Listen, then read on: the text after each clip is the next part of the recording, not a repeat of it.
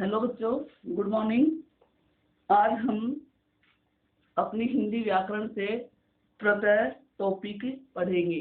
उपसर्ग टॉपिक हमने पढ़ लिया है और आशा है आप अच्छी तरह से उसको समझ गए होंगे, आपने प्रैक्टिस की होगी और आपको याद हो गया होगा। बच्चों, उपसर्ग और प्रत्यय आपके अप्रैल के यूटी का सिलेबस है, इसलिए ये दोनों ही टॉपिक आपको अच्छे से याद करने हैं। आज मैं आपको प्रत्यय टॉपिक समझा रही हूँ, तो आप ध्यान से सुनकर समझेंगे और याद करेंगे। बच्चों, प्रत्यय पढ़ते समय हमें पता होना चाहिए कि प्रत्यय होता क्या है।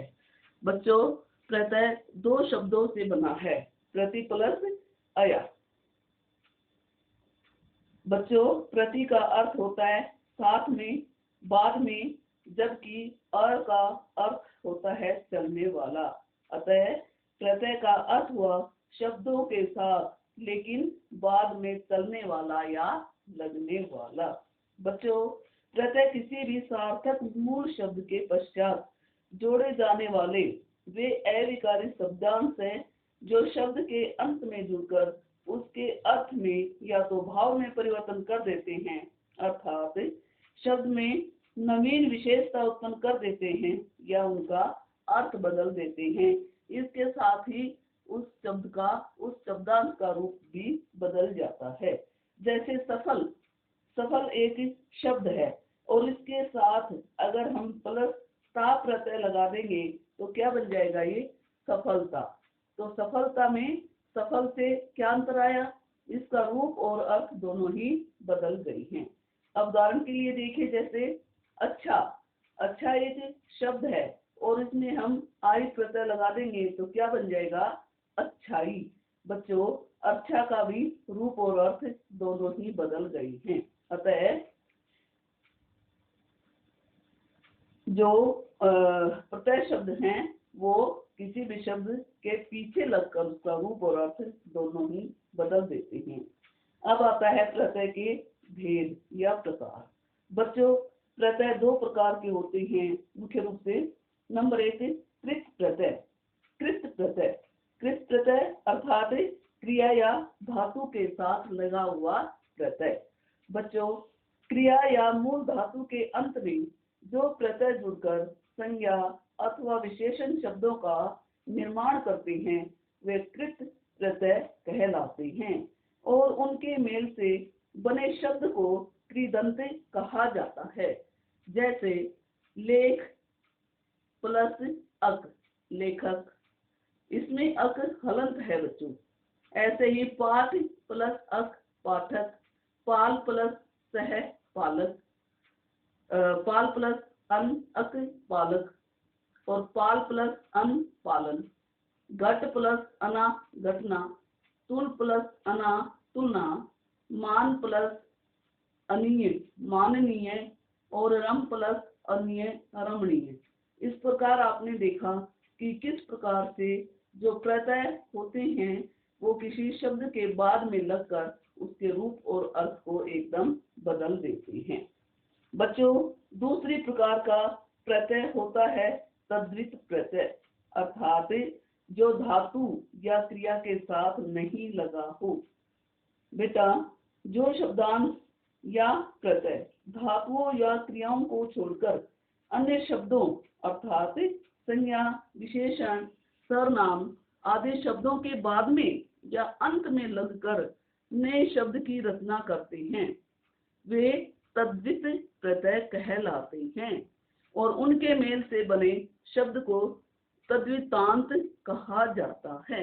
बच्चों, समझ गए होंगे आप कि तद्धित प्रत्यय क्या होते हैं। उदाहरण के लिए देखिए, जैसे बनारस, बनारस एक स्थान का नाम है लेकिन इसमें अगर हम ई प्रत्यय लगा देते हैं तो क्या बन जाता है, बनारसी, अर्थात बनारस में रहने वाला या बनारस में कुछ बना हुआ। ऐसे ही बंगाल प्लस ई, बंगाली, बंगाल में रहने वाला। यहाँ बनारस और बंगाल दोनों ही संज्ञा हैं और संज्ञा के साथ ई प्रत्यय लगाकर नवीन शब्द का निर्माण हुआ है।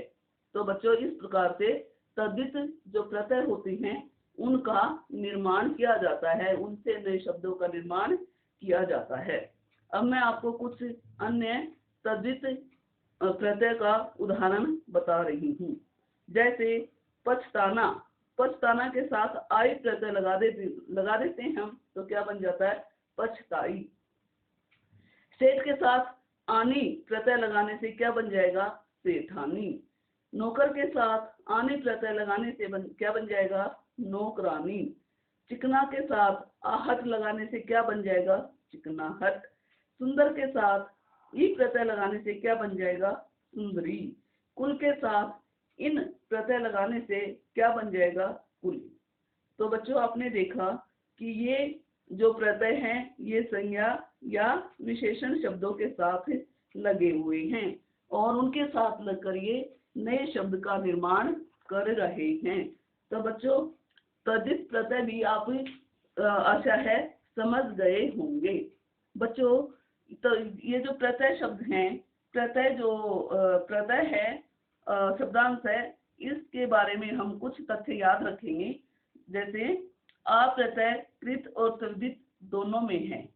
छात्रों ध्यान देने की बात यह है कि क्रिया या धातु के रूप में लगा है या संज्ञा या सर्वनाम या विशेषण के रूप में लगता है। अब आ प्रत्यय के बारे में बता रही हूँ आपको ये। और बच्चों कई प्रत्यय ऐसे भी होते हैं जिन्हें कृत और तद्धित के रूप में अलग अलग करने के लिए प्रयोग किया जाता है। जैसे इन प्रत्यय है, इन प्रत्यय में नमक के साथ लगाएंगे तो क्या बन जाएगा? नमकीन।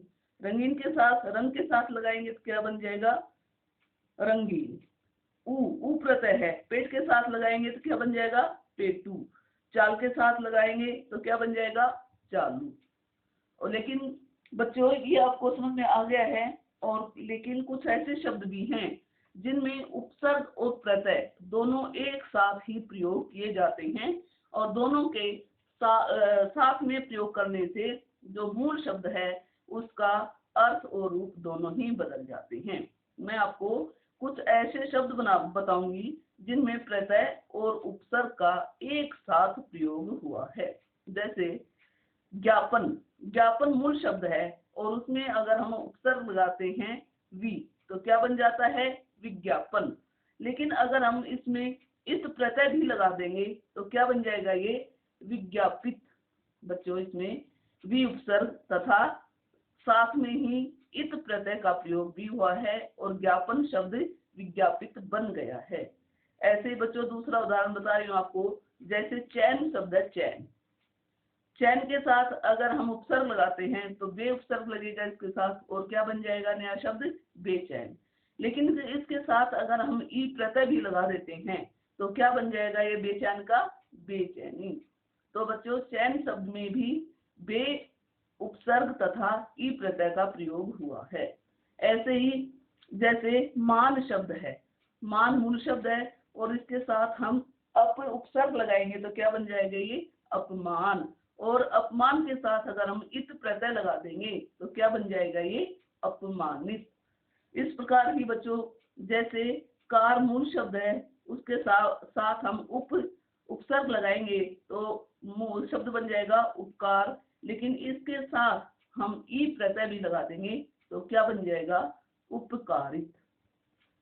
बच्चों आप समझ गए होंगे कि प्रत्यय क्या होते हैं, इनके कितने प्रकार होते हैं और किस प्रकार से ये किसी भी शब्द के पीछे लगकर उसका रूप और अर्थ दोनों ही बदल जाते हैं।